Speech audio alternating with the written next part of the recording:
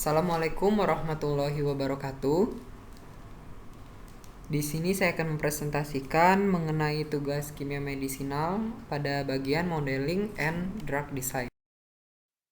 Dalam 2-3 dekade terakhir, kemampuan serta ruang lingkup untuk merancang, mensintesis, mengkarakterisasi, dan melakukan evaluasi biologis dari suatu molekul obat yang lebih baru telah membuka jalan untuk memproduksi senyawa obat yang jauh lebih aman, cepat, dan low toxicity untuk mengatasi permasalahan kesehatan manusia.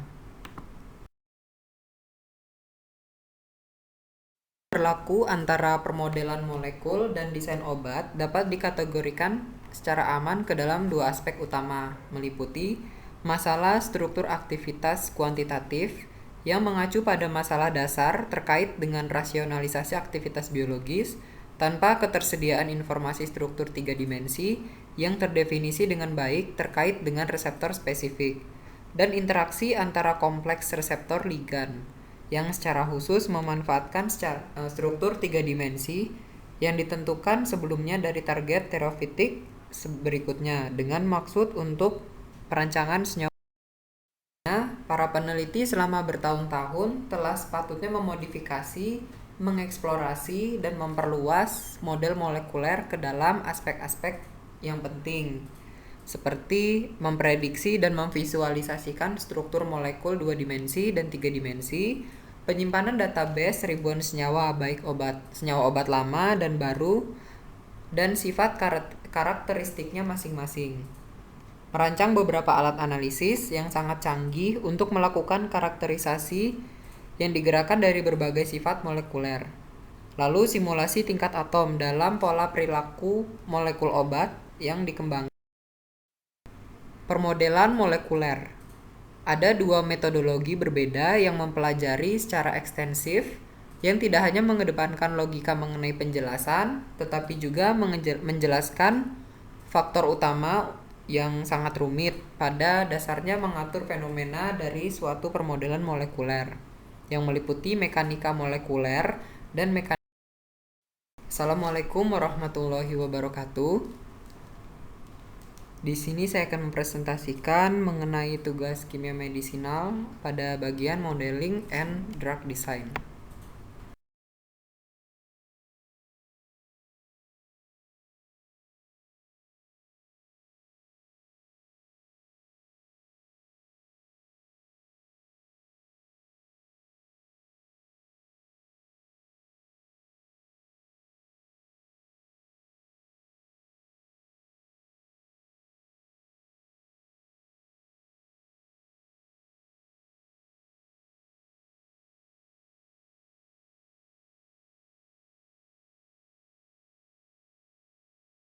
Lalu yang kedua, mengenai mekanika kuantum.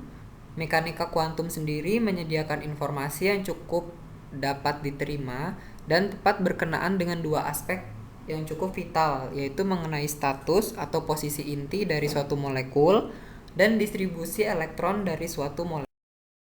Demikian, mekanika kuantum pada dasarnya dan sebagian besar memainkan peran penting yang terkait dengan domain desain obat yang terus berkembang, seperti perkiraan muatan dalam sebuah molekul, karakterisasi potensial elektrostatik molekul, parametrisasi untuk mekanika molekuler.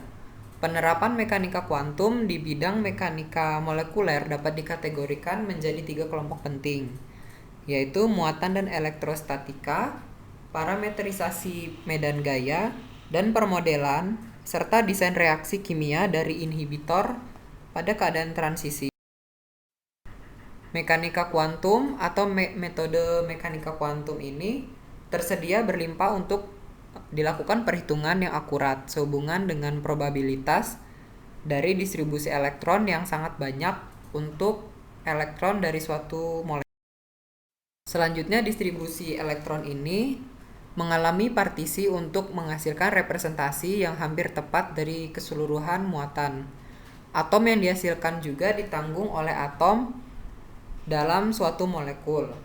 Namun, muatan atom ini dapat muncul dalam kondisi lingkungan dan mode yang berbeda, seperti monopol berpusat atom, dipol berpusat atom, dan quadrupol berpusat. Yang pertama yaitu monopol berpusat pada atom. Muatan satu pusat yang berada pada sebuah atom secara khusus ditugaskan untuk atom tersebut. Dengan demikian, dapat memperoleh representasi yang buruk dari medan listrik yang ada di sekitar molekul yang pada akhirnya dihasilkan karena penggunaan model monopol yang hanya berpusat pada atom. Dalam 2-3 dekade terakhir, kemampuan serta ruang lingkup untuk merancang, mensintesis, mengkarakterisasi, dan melakukan evaluasi biologis dari suatu molekul obat yang lebih baru telah membuka jalan untuk memproduksi senyawa obat yang jauh lebih aman, cepat, dan low toxicity untuk mengatasi permasalahan. Lalu ada atom center quadrupole untuk mencapai nilai MEP yang cukup akurat dan dapat direproduksi dengan dicapainya memanfaatkan kompleksitas model yang ditingkatkan. Sebagai kesimpulan, dapat menambahkan bahwa aplikasi hibrid yang terdiri dari permodelan reaksi kimia juga desain inhibitor keadaan transisi di mana inti reaksi yang diusulkan dimodelkan dengan cermat dengan bantuan mekanika kuantum dan mekanika molekuler akan menjadi pilihan yang baik. Selanjutnya, parameterisasi medan gaya. Fakta bahwa mekanika molekuler benar-benar empiris, dan oleh karena itu parameter ini diturunkan melalui evaluasi interaktif dari hasil komputasi tipikal, yaitu meliputi geometri molekul, yaitu seperti panjang ikatan, sudut ikatan, dan dihedral. Kemudian panas pembentukan dibandingkan dengan berbagai nilai eksperimen. Lalu ada permodelan reaksi kimia dan desain inhibitor transisi.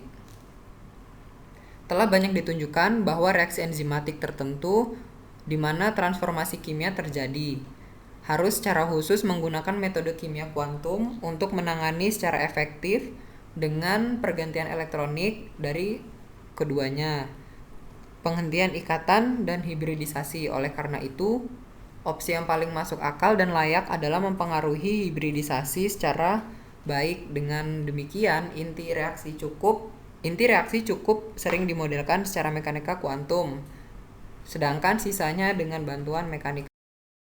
Terima kasih. Wassalamualaikum warahmatullahi wabarakatuh.